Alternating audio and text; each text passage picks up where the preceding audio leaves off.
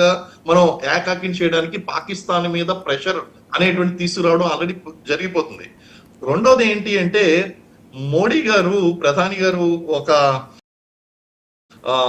బీహార్ లో జరిగినటువంటి మీటింగ్ లో ఒక వార్నింగ్ ఇచ్చారు. అది ఎలాంటి వార్నింగ్ అంటే ప్రపంచంలో ఈ ఉగ్రవాదులు ఎక్కడ దారుకున్నా సరే ప్రపంచం అంచుల వరకు వెళ్ళి వాళ్ళు మట్టు పడతామన్నారు. It is not a simple warning అండి. ప్రధాని సాధారణంగా ఆయన ఎప్పుడు హిందీలో ప్రసంగిస్తారు. ఇది ఇంగ్లీష్ లో చెప్పడానికి గల కారణం ఏంటి అంటే Pakistan can understand Hindi, but English లో చెప్పడానికి గల కారణం ఏంటంటే the world countries also get the information that Modi has already warned Pakistan అనేటువంటి విషయం తెలియాలి. And definitely there is going to be big action అండి. We are already in the process. ఆ ప్రాసెస్ అనేటువంటిది అక్కడ జరుగుతున్నటువంటి సంఘటనలు బట్టి వారు అర్థం చేసుకోవచ్చు. ఆల్రెడీ కూమింగ్ ఆపరేషన్స్ అనేటువంటివి జరుగుతున్నాయి అక్కడ. ఇవన్నీ కూడా ఏరివేత అనేటువంటి ప్రారంభమైంది.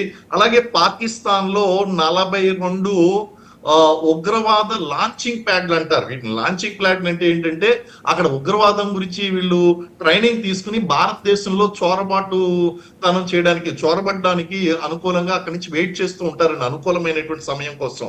అలాగే ఉన్నటువంటి ఈ యొక్క సంస్థలు ఏదైతే ఉన్నాయో ఆ యొక్క లాంచింగ్ ప్యాడ్ ని ఐడెంటిఫై చేయడం జరిగింది.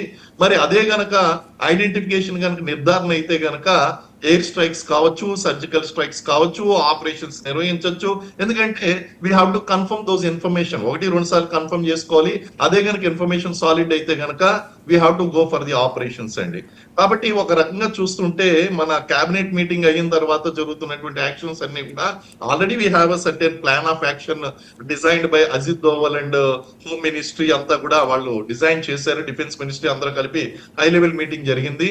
వాళ్ళ ప్లాన్ ఆఫ్ యాక్షన్ ప్రకారం వాళ్ళు వెళ్తున్నారండి ఆల్రెడీ. సార్, ఇద్దరికీ కూడా అణ్వాయుధాలు ఉన్న దేశాలు.